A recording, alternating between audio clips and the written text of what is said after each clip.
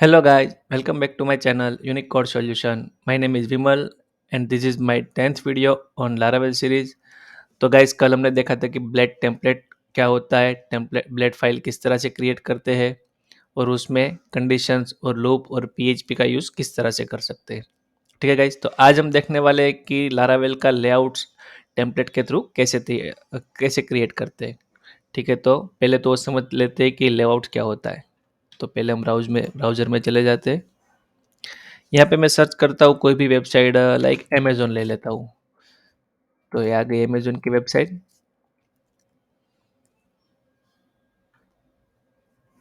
Open हो रही है। चलो, तो ये अमेज़न की वेबसाइट है। तो इसमें क्या है कि ए पेज में हम देखेंगे तो ये जो पार्ट है इसको हम हेडर पार्ट बोलते हैं और ये जो लास्ट का पार्ट है उसको क्या बोलते हैं, फुटर पार्ट। ये हेडर और फुटर सभी पेज में सेम होंगे।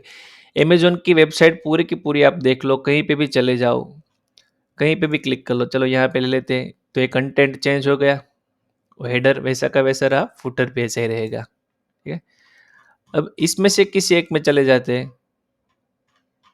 चलो ये फर्स्ट वाले में चले जाते हैं, फिर भी पेज नहीं आ गया, कंटेंट नहीं आ गया, फिर हेडर फुटर कॉमन रहा।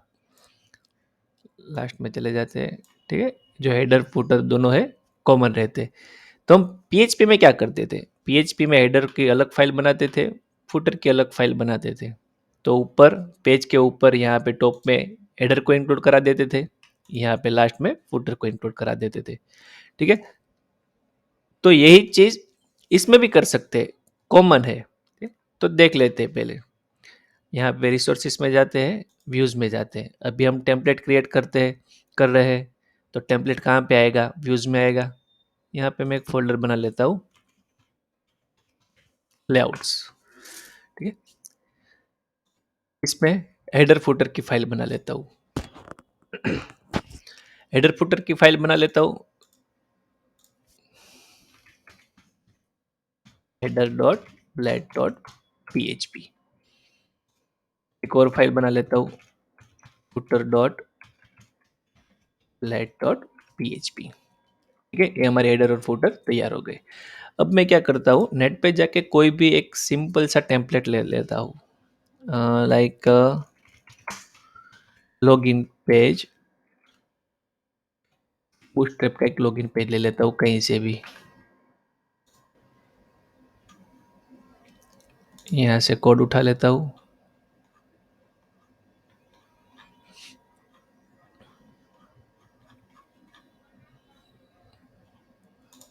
दूसरा कोई जो है वो ले लेता हूँ, जहाँ पे HTML, अच्छा ये वाला ले लेते हैं। ये मैंने कॉपी कर लिया। एक और फाइल ले लेता हूँ, यहाँ पे लॉगिन पेज करके, login dot blade dot PHP. ये जो फाइल है वो मैंने लेआउट्स के अंदर नहीं लिए, बाहर पे ली हुई है। यहाँ पे मैं वो अपना कोर कर देता हूँ, यहाँ पे लिख देता हूँ लॉगिन पेज, और यहाँ पे जो कॉपी किया था वो यहाँ पे पेस्ट कर देता हूँ। ओके, फॉर्मेट डॉक्यूमेंट हो गया। अब मैं क्या करूँगा, CSS से CSS उठा लूँगा। ये CSS कॉपी हो गई, यहाँ पे फाइल के अंदर CSS पेस्ट कर दी मैंने। तो गाइज ये हमारा लॉगिन पेज तैयार है। चलो इसको ब्राउज़र पे रन करते हैं। तो जब हमने लॉगिन पेज बनाया है ब्लेड फाइल, तो अब हमें क्या करना होगा, ब्लेड फाइल ब्राउज़र में शो कराने के लिए हमें इसको व्यू कराना पड़ेगा। तो उसका एक राउट बनाना पड़ेगा। ठीक है, तो चलो गाइज इस तरह से एक राउट बना लेते हैं।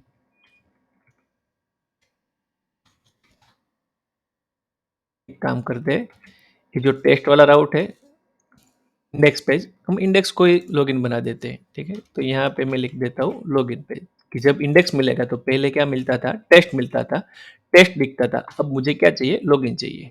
चलो पहले टेस्ट देख लेते हैं। प्रोजेक्ट को सर्व कर देता हूँ, PHP आर्टिसन सर्व हो गया हमारा प्रोजेक्ट सर्व। प्रोजेक्ट रन हो गया। Welcome to my channel unique code solution. ये क्या था, टेस्ट वाला पेज था। अब हम क्या करेंगे, उसको बोलेंगे कि भाई मुझे टेस्ट वाला पेज नहीं चाहिए, मुझे लॉगिन का पेज चाहिए। तो यहाँ पे लॉगिन व्यू करा देता हूँ, यहाँ पे रिफ्रेश करता हूँ तो ये आ गया हमारा लॉगिन पेज। तो अभी देखते हैं यहाँ पे CSS वो सब क्यों नहीं आए। कोड तो हमने उठा लिया है, पर आई थिंक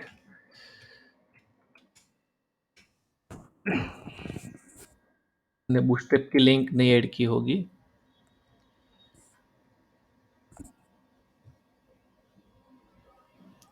कौन सा वाला लिया था, ये वाला।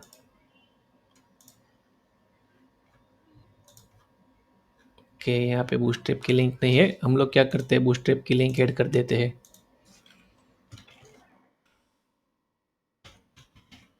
bootstrap.min.css और bootstrap.min.js CDN फाइल। तो यहाँ से हम CDN फाइल से बूटस्ट्रैप की लिंक उठा लेते हैं। ये हो गई JS फाइल को हम लास्ट में ऐड कर देते हैं। स्क्रिप्ट src यहाँ पे आ गई bootstrap.min.js। सेम चीज यहाँ पे CSS फाइल उठा लेता हूँ, बंडल bootstrap.min.css ये उठा ली। यहाँ पे क्या आएगा, लिंक आएगी। वापस जाके रिफ्रेश करता हूँ, ये रहा हमारा लॉगिन पेज यहाँ। तो ठीक है गाइस, देख सकते हैं यहाँ पे ये है हमारा लॉगिन पेज जो हमने उठाया है।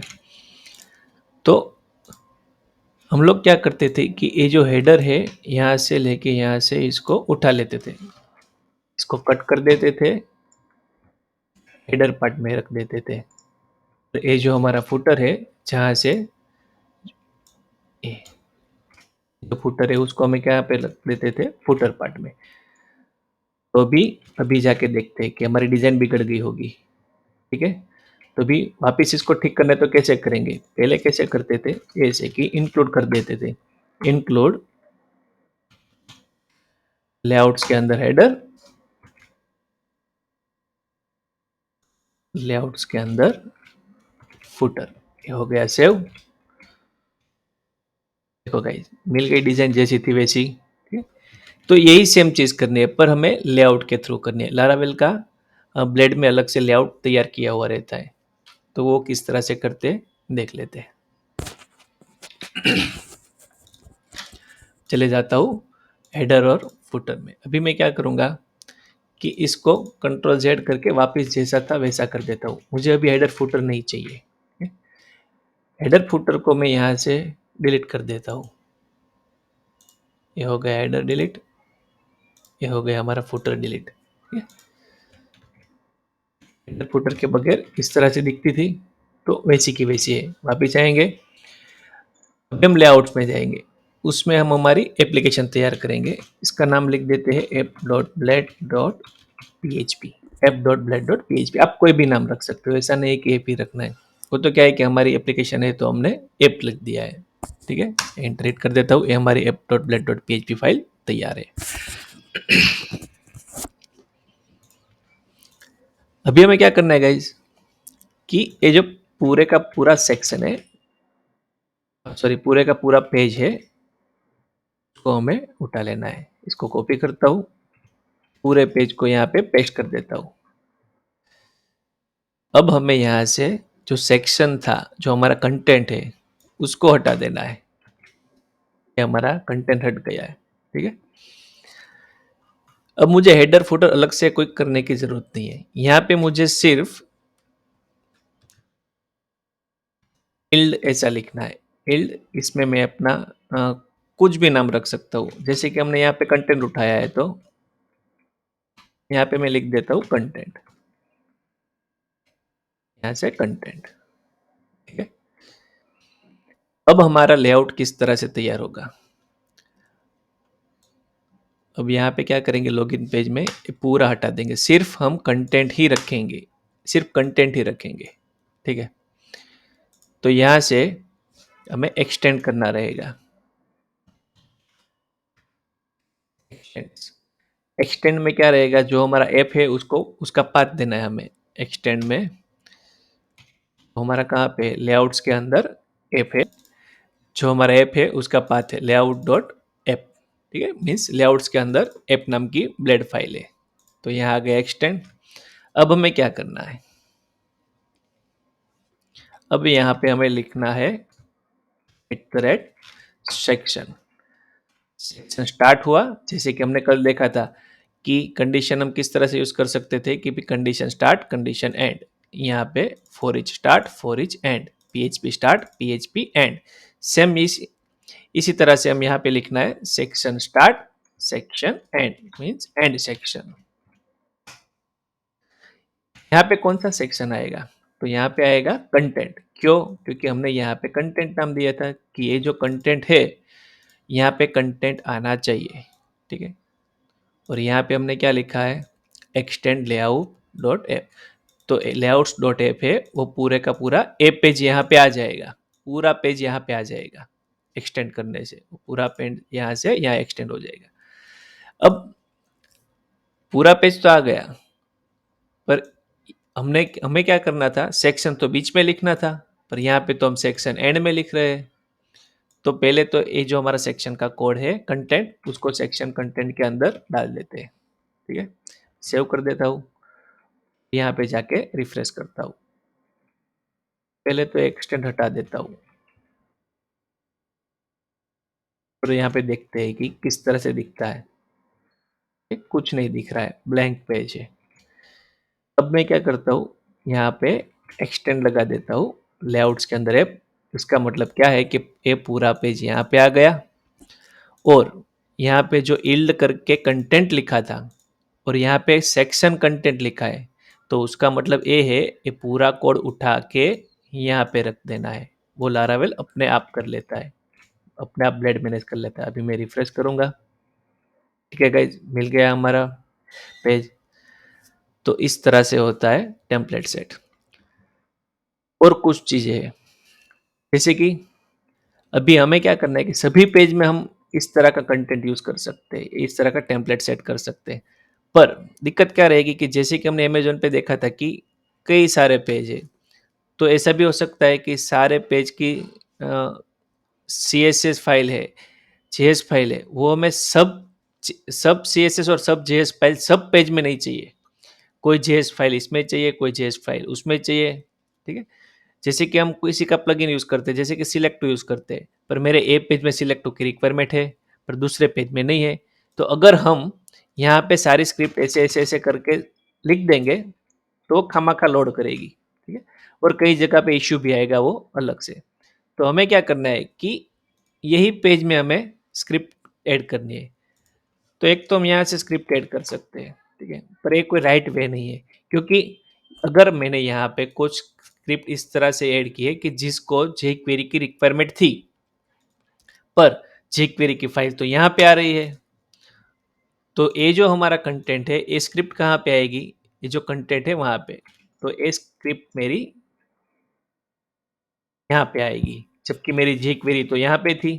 तो वो इश्यू करेगा, इसको jQuery की रिक्वायरमेंट थी पर jQuery मिल उसको यहाँ पे रही है, और ये जो कोड है वो step by step line by line work करता है, तो एरर आ जाएगी, ठीक है।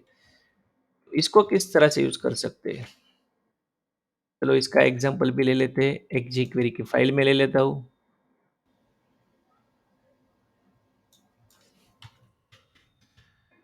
jQuery, लेटेस्ट jQuery ले लेता हूँ,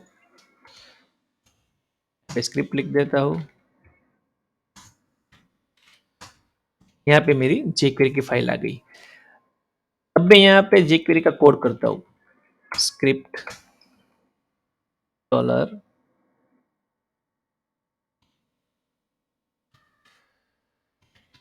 डॉक्यूमेंट डॉट रेडी, मैं डॉट रेडी पे फंक्शन कॉल करा देता हूँ। यहाँ पे मैं लिख देता हूँ कंसोल डॉट लॉग, ऐसे कुछ भी लिख देता हूँ। तो वापस यहाँ आके रिफ्रेश करता हूँ, तो हमें यहाँ पे कंसोल में अभी कुछ नहीं है।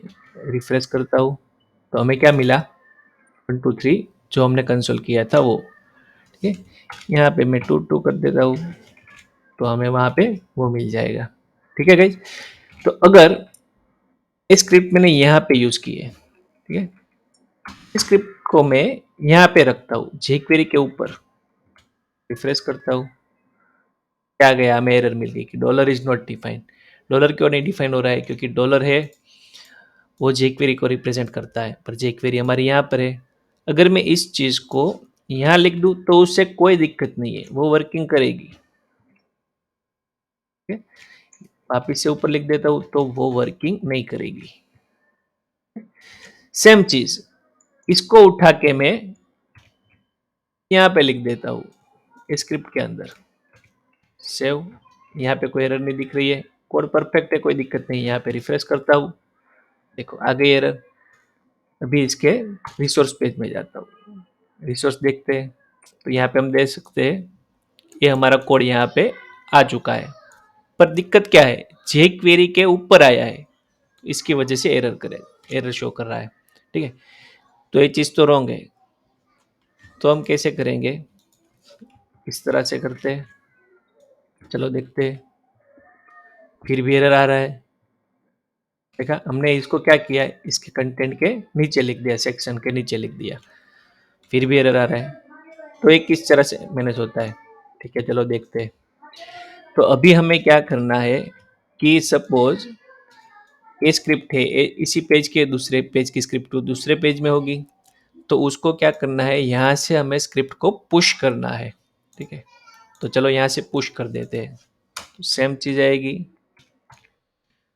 Push and push. स्क्रिप्ट तो पुश तो हो गई है, पुश कर दिए, पर कहाँ पे पुश करना है? पुश तो कर दे, पर कोई जगह भी तो होनी चाहिए ना। ये ऐसा तो नहीं है यहाँ पे पुश कर दिया, यहाँ पे पुश कर दिया, यहाँ पे पुश कर दिया। ठीक है, तो वो जगह हमें सिलेक्ट करनी है कि यहाँ पे जो भी स्क्रिप्ट हमने इंक्लूड की हुई है उसके नीचे स्टैक करना है। स्टैक, यहाँ पे नाम दे देना है, नाम दे देता हूँ मैं स्क्रिप्ट्स, क्योंकि यहाँ पे स्क्रिप्ट्स आएगी। मल्टीपल स्क्रिप्ट आ सकती है, इसकी वजह से हमने स्क्रिप्ट्स लिखा है। तो यहाँ पे हम जाके सेम नेम लिख देते हैं कि स्क्रिप्ट, ये जो स्क्रिप्ट है वो यहाँ पे मुझे पुश करनी है। तो अब मैं जाके देखता हूँ, देखो आ गया, जबकि हमारा कोड कहाँ पे था, यहाँ पे। यहाँ पे वापस जाके रिसोर्स में रिफ्रेश करता हूँ तो देखो कहाँ गया हमारा कोड, यहाँ पे आ गया। ठीक है, कोड हमारा कहाँ था, ए पेज में, यहाँ पे स्क्रिप्ट के नीचे आ गया। अगर मैं ऐसा करता हूँ कि स्क्रिप्ट को मुझे यहाँ पे लिखना है, यहाँ पे कोड पुश करना है, तो यहाँ से स्क्रिप्ट वहाँ पुश होगी। यहाँ पे रिफ्रेश कर देता हूँ तो गाइस आ गई। ठीक है, तो इस तरह से आप स्क्रिप्ट पुश कर सकते हैं सेम तरीके से। या इसको वापस यहाँ लिख देता हूँ, सेम चीज यहाँ से हमें क्या करनी है, स्टैक पुश, वो याद रखना है, स्टैक पुश। यहाँ पे हम लिख देते हैं, सॉरी, स्टाइल्स। स्टाइल्स लिख देते हैं और यहाँ पे जाके सेम चीज पुश स्टाइल्स। ठीक है, यहाँ पे जो भी आप स्टाइल टैग के अंदर लिखेंगे, ऐसा नहीं है कि स्टाइल टैग है इसके लिए मैंने स्टाइल्स लिखा है, पर ये स्क्रिप्ट थी इसके लिए स्क्रिप्ट्स लिखा, स्टाइल थी तो इसके लिए स्टाइल्स लिखा। यहाँ पे हम अपनी CSS कर सकते हैं। जैसे कि अभी हमें बैकग्राउंड कलर चेंज करना है तो यहाँ से बैकग्राउंड कलर चेंज कर सकते हैं, पूरे बॉडी को कलर देना है, बॉडी टैग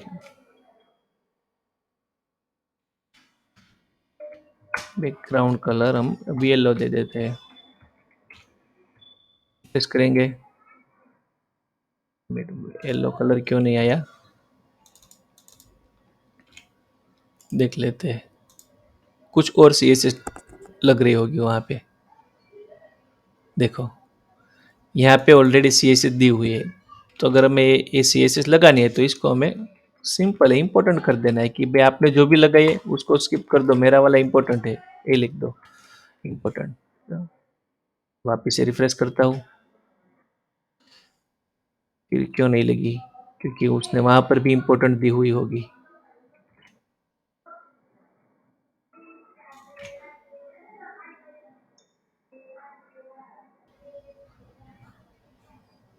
देख लेते हैं CSS।